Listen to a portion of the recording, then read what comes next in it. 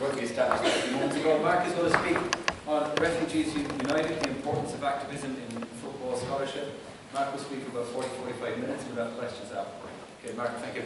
Yeah, thanks, Martin. Thanks, James. And thanks, Martin and Stephen, for all that they've done to organise this. I think it's brilliant. The only thing you haven't been able to organise is the weather, but it's the Western Island after all. And also, I think we should thank Paul and Dan for helping set up the Football Collective. And this is, I think, a testament to what they wanted to try and create here, is I think what we should all be aspiring to, which is about that collegiality that Jamie just mentioned. It's about bringing people together. We all love football, and there's that one sort of interesting, object of inquiry that we all like, but it's brought together so many interdisciplinary type people, lots of different ways of seeing the same thing. And only through that can I think we really understand football better, and actually, hopefully, as I would hopefully argue, we can maybe change some of the problems within football, but that might actually reach out into wider society and hopefully do positive things outside. So I think thanks to Paul and Dan in particular for helping to set this up. And to a certain extent, what this keynote is trying to do as well is potentially be, it's going to ask a lot of questions. I'm not saying I have the answers because they're brighter and more intelligent people in the room than me. But what it is about asking those questions. What should we be doing as academics? Maybe what we should be trying to do within our institutions, because particularly in the UK there's a lot of changes going on which can maybe impact us. But also what we as the Football Collective can be doing. What sort of things should we be doing? Are we just a nice place to meet nice people where we can have a beer and a good chat about football, or are we here to do something bigger and more important? So there's going to be a lot of questions, I hope. It's really a spark of dialogue, spark of conversation, which might take place in the pub later, or over emails or something. But hopefully it's just to sort of spark some ideas and give some people some confidence that maybe what we're doing is right, because there's some amazing talks going on over the last couple of days. So first and foremost, I'd like to ask you to close your eyes. And I can see you because I'm not closing my eyes. And what I'm going to do, I'm going to take you to Calais, northern France. I'm going to take you to the jungle. So we get off the ferry terminal that's surrounded by millions of pounds worth of metal fences paid for by the British government. When we hear about borders in somewhere like Mexico, or Trump talking about them, actually there's a border, a British border in northern France that's designed to stop people getting into Britain. It's heavily fortified, there are British border patrols there, and there's a special treaty between France and Britain, which has nothing to do with the EU, between those two nations to allow British border patrols there. And you go off the ferry, you go through passport control in your car, and you're onto a dual carriageway very quickly that whisks you off away from Calais into southern France towards Paris and beyond. But we're not going to go on that motorway. We're going to turn it off. We're going to go through an industrial estate. An industrial estate like many others around Europe, in the industrialised world. We turn up a very straight road. There's industrial units either side. There's some derelict buildings, because Calais is a post-industrial city that's been heavily affected by globalisation. We'll see young men walking along the streets from Eritrea, from Sudan, from Syria, from Iraq, from Afghanistan. Some of them are just sitting there, some of them are just walking. And we carry on driving through. We go under the underpass of that motorway that takes you away to Paris and beyond, and we enter this space. The derelict space on the edge of an industrial estate, on the edge by a ferry port in northern France. And the time I'm taking you there is just after, it's February 2016, it's just after the French authorities had decided to bulldoze the southern part of the camp. And there are two big earth embankments on either side as you enter. There are French riot police, military police, the CRS, who are standing guard, and depending on whether they've had a good night the night before, or whether they've had an argument with someone, they can be very friendly, or they can be downright abusive and difficult. I'm white, I'm British, I'm a volunteer, I don't have much of the problem with the French police, because I've got that privilege. Whereas there are numerous reports by some excellent agencies like the Refugee Data Project, the Refugee Rights Data Project, UNICEF, BAR, Human Rights Alliance reports about the police brutality that takes place. It still takes place today. They pepper spray sleeping bags if they find people sleeping rough, so that they can't use those sleeping bags again. This is a regime designed to try to intimidate and criminalise and create problems for people. But I've got that privilege. I'm a volunteer. I'm entering. And as you go in, on the left-hand side, you'll see a muddy street. It's wet, it's February, it's damp. There's bits of wood on the floor, so that allows you to walk on the wood so you don't get your shoes dirty or wet, because obviously there's nowhere to dry out your shoes. So there's lots of shoes everywhere because people have had to discard them because they've got wet and they're unusable.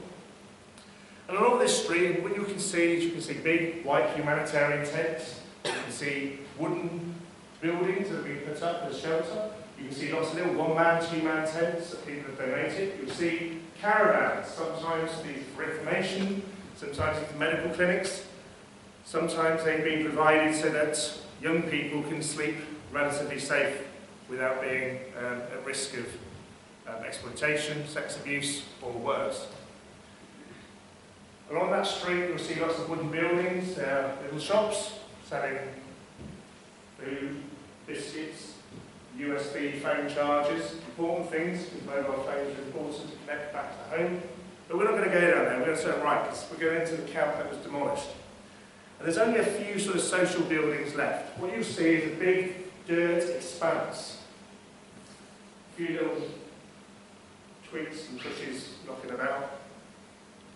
You'll see an Eritrean church made of corrugated iron, of wood, with some paint artwork done by the people that worship there. There's a mosque on the left. There's a school, a little school close to the church called Jungle Books, where people would learn to read. And I was going to a medical clinic, which is where I was volunteering. And next to that was a youth centre called Balloons. But what actually captures your eye is not just the expanse. But right in the middle, there is a big expanse of sand with two goalposts on either side. And there's kids playing football. And they're laughing, and they're joking, and they're doing what kids do when they're playing football. There's other people from the camp who are relieving the boredom of the camp by just watching them play football. It becomes, football is a very special, interesting and exciting social activity that we all engage in. So if you can open your eyes again, that's sort of what I want to get to. I'm not going to say like football has power, because it's not that football has power. It's nothing out there. It's something that we do as human beings. It's something that we can engage with, and that's what we're doing here. And I think it's that very important thing of humanising people, bringing it back to just those little relationships, those social interactions, where we can engage with something that is universal, where we can all have that conversation about whether Messi or Ronaldo is better, regardless of even how good our language skills are, where we can play football without actually having to speak the same language. Those relationships are really, really important, and that's what I think we should be doing with the Football Collective, and what I think we should be doing as academics. I know a lot of you are already doing this. It's about building those relationships and trying to bring about a real change, no matter how small you think it may be. Bringing that change about for some people, actually I think is very, very powerful. And I thought I want to sort of put this into a broader story about the role of the academic, the role of the intellectual. And I'm speaking as a sociologist, so really what I'm talking about is sociologists. Plato had a story in the Republic that there were some prisoners chained inside of a cave, and there was a light shining through the cave, and all the prisoners could do was see the back of the cave, and all they could see was the shadows on the back of the cave. Those prisoners were seeing not reality, but the perception of reality. And there was one person, one prisoner, who broke free and turned towards the light and came out. And as they readjusted to that light, they understood and they sort of saw what wasn't the perception, but what was the reality outside the cave. They went back in and tried to bring those prisoners along. Okay. Plato calls that person the philosopher. They're the people that guide us, they're the people that interpret those perceptions into reality. I would actually argue we need to go a bit further. And I'm going to be very open about this. Karl Marx says it right, Confucius is further. Philosophers are only interpreted. We have to change it. And that's what I think we should be doing. We should be getting out there, getting our hands dirty, making those transformations. So a lot of this comes from a book and a project that I've been doing with some colleagues at Brighton, co-edited a book called Transforming Sports, so trying to come up with a way of saying what we should be doing to transform sport. So a lot of this is based on a chapter in there, so there's my one plug for one plug, and there will be another one from a piece that we've co-written with Paul Willett, Jamie Clement and Pete Millward as well, about fan activism, which I'll come on to later. But I think it's very important that we do this, not just to talk about stuff, but to actually actively transform it. And I'm actually proposing something that should be radical. A radical sociology of sport, a radical academic analysis of sport.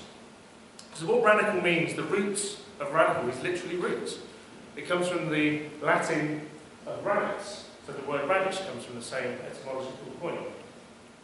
We've got to get to the roots of sport, understand those roots, and then when we understand those roots, we can start to change it. And with something like football, we really have to get to those roots, because it is fundamentally rooted in the 19th century public school, English boys going out to the empire. It's inherently masculine, it's inherently racist from the very word go. It's about proving that muscular Christianity, that men are superior and white British men are even more superior. So we have to get to that root, really analyse that, to unpick everything that comes later. And I think there's an aspect that we as public intellectuals should be doing something. Edward Said talks about this, is that our role is to actually uncover those power dynamics, those historical points. That way we can then, those things that become normalised, that become common sense. We challenge that common sense, I'll come on to that in a minute. One of the stories I think is quite pertinent here. Hans Christian Andersen talks about the Emperor's new clothes. No one wanted to speak truth to power. Oh yes, I want the best finery. And these tailors say yes, we will make the most amazing clothing. It's the best thread you'll ever see. No one wanted to speak truth to power. Until one day, they go out into public, and everyone's like, oh, what beautiful new clothes the Emperor's got. Except for one child, he goes, it's not wearing anything at all. We, the sociologists, are that child. We're the ones pointing out those invisible threads of power that no one else wants to speak about. But as soon as you say, oh, he's not wearing anything, everyone goes, oh yeah, I knew that all the time. Yeah. It's common, obvious. You sociologists are just saying what we all know. But actually no one actually does like speaking truth to power. And a lot of what we talk about is common sense, is these things that we rationalise after the event. Those idioms that people talk about. More haste, less speed. Oh no, shall we take it back a bit further? More haste, less speed. Be careful. Don't rush into things. But then there's also no hay while the sun shines. He who hesitates is lost. The early bird catches the worm. They're complete polar opposites. On one hand, we're being told, don't jump in and just act hastily. On the other hand, saying you should do, because otherwise you lose out. The sociologist wouldn't ask about the early bird. The sociologist would ask about the early worm. The early worm that gets eaten. But we have to look at that power dynamic, really engage with that and understand exactly what's going on. As Spivak says, we as intellectuals, we have to question these received ideas, this common sense, highlight the issues of power, because only then can we ever get into really challenging and transforming and having a real radical approach to really changing the culture of sport. I think C. Wright Mills is a really good person to follow here, about the sociological imagination. Linking those personal troubles to public issues. We're being individualised by governments, by neoliberal cultures. If everyone is individualised, they do not see those links that bring everyone together. I think that's where sociology brings people together. We look at the history, we look at the broader pictures. We're really trying to build those relationships between them. And we get challenged. And this is what I'm trying to do here today, is not necessarily tell you to do what you're already doing, but it's almost to arm ourselves when we get challenged. because there has been a challenge that we should be objective social scientists. We should be objective scientists. Max Weber, Talbot Parsons, they all said, do not bring politics into your research. There's an apolitical, it's objective. And Howard Becker was one of the first ones to really challenge this idea that you cannot be partisan. He went one way. He said we should be partisan. We should choose whose side are we on against. We should choose a side. And he was saying we should choose a side for the marginalised. Now, Gardner comes on with a good critique of this.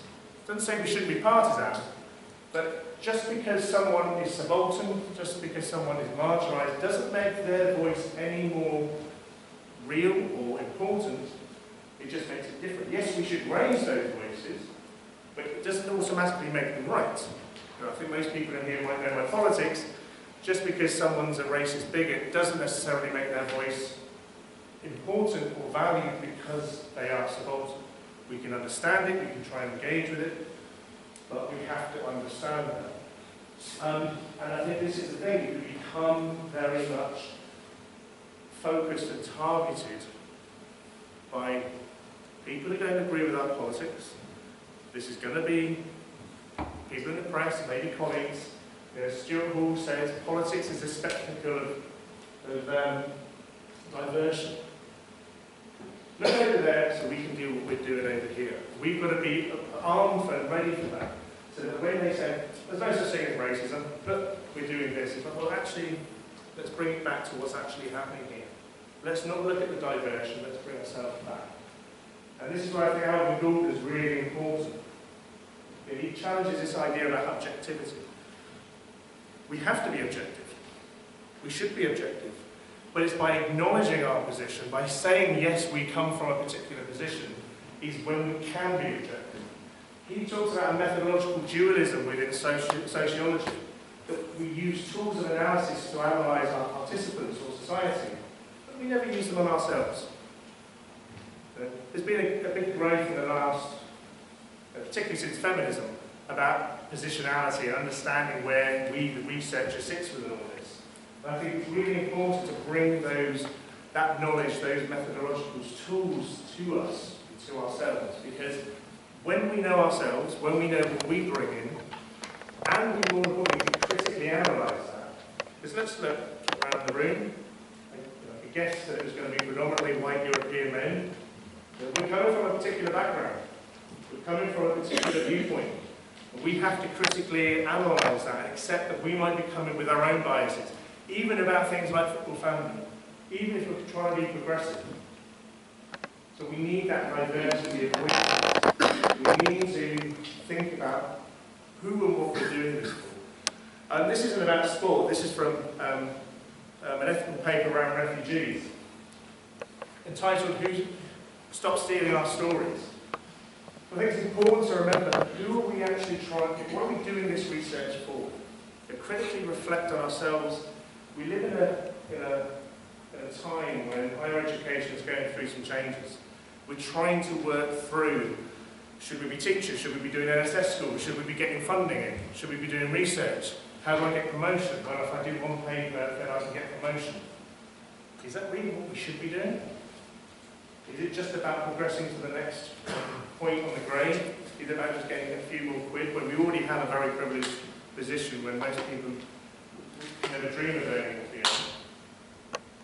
We should be doing something to help people. And this way really gets to this.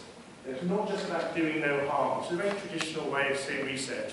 Always sees those people as researchers to be researched, a knowledge depository that we extract that knowledge and then we turn it into a paper that helps us. We should actually be really identifying and pursuing good outcomes.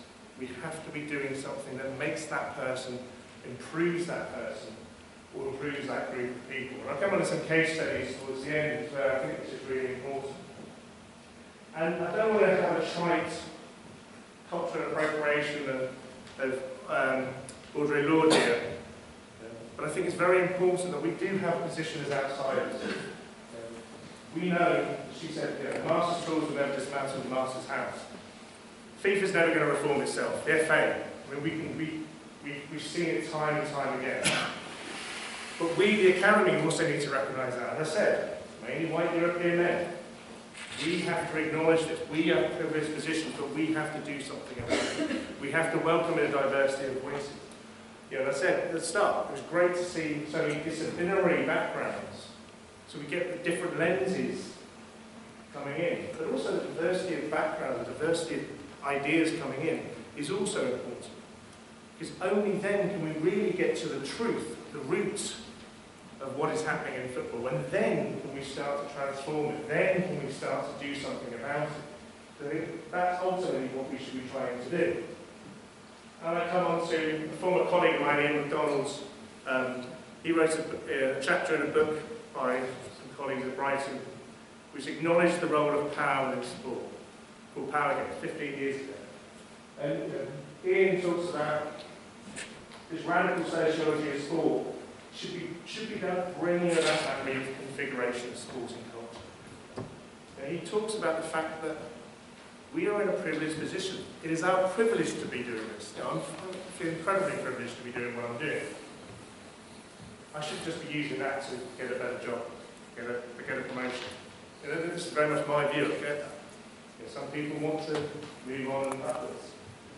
But I strongly believe, and I think this is something the Football Collective could be doing, is how do we change football? How can we bring about a real change in the culture? How can we challenge those very discriminating masculine cultures within fandom, but how can we also empower fans to move onwards and upwards? So I'm going to give you some examples,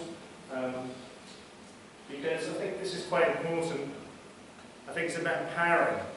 It's about acknowledging that we have a special position.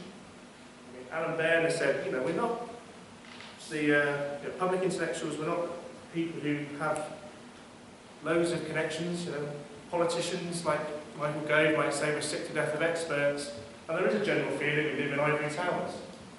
But we do have some privilege. We do have access to some policymakers. We do have some access to football clubs. We do have some access to organisations that most ordinary fans, most ordinary people, most ordinary players don't have access to. So why don't we use that? Why don't we allow that to happen? Some of my work, most recent work has been around helping groups and working with groups, working with refugees. And lots of these groups are facing the same sort of problems.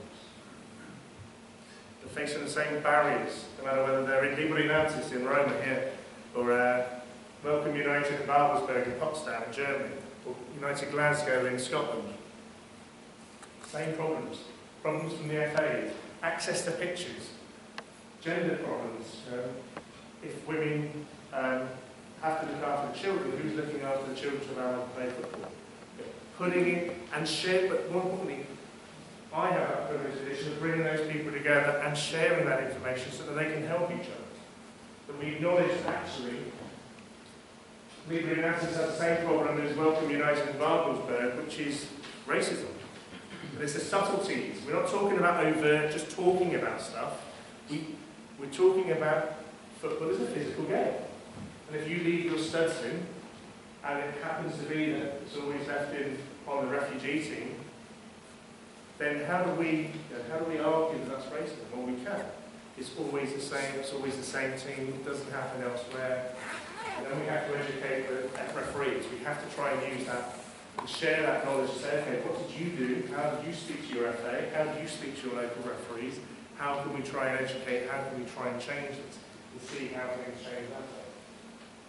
I think it's also important to work with fan groups. Because obviously they are one of those outsiders who feel marginalised for what's, particularly for the last 25, 30 years, the economic transformation of football. They've politicised around it, and in some cases in very, very unhealthy ways. And lots of things got wrapped up in the No to Modern Football movement, which includes we're going to be racist and sexist and homophobic as well.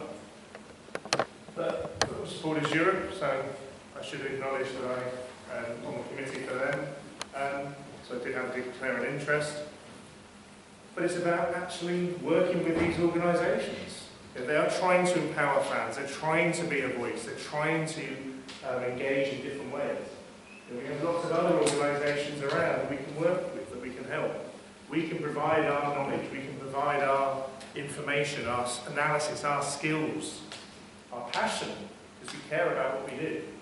Football Supporters Europe organised a second fan shirt, for example, which was about getting donations of old football shirts, putting them on eBay, selling them, and then donating that money to refugee football groups. You know, a positive way of actually trying to do something, no matter how small. You know, I'm aware there might be a contradiction here. I'm trying to say we should transform sport, but actually, is something like this just tinkering with the edges? Well, actually, coming back to those relationships, coming back to those small-scale interactions where actually those are really powerful. We're not trying to do this big transformation, strip away FIFA and come and rebuild and start from scratch, as great as that may be. But if we start with those small-scale interactions, those small relationships, those networks will rip it out, and that hopefully makes some sort of change. And this is where I link to work that I've done with Pete, Bill Wood, Paul Whitlock and Jamie Clement around football fan activism. And there's lots of campaigns and process and political movements happening around football, and there have been for 20, 30 years. We can be supporting these football fans. We can be utilising this knowledge, giving it, joining Football Supporters Federation, joining Kick It Out, joining Level Playing Field and Cafe and around disability rights, and queer football fans, and bringing our knowledge in and helping these organisations, because in some cases they have different access, which actually, bizarrely, might help us too, because we have impact. Sometimes we're talking about that we have to have impact. Well, I personally think we should start with what we want to do, the impact, and then see what research can come out of it, how it can actually help. And some of this is just about being a football fan. Let's not forget that there shouldn't be some boring, stripping away the joy, being the outsider coming in saying, oh, which is one of my criticisms of some anti-racism organisations, being on the outside saying, don't do that, don't do that, don't do that. If you're an outsider in football, you're not likely to be listened to. Let's be insiders. We are football fans, most of us, I hope.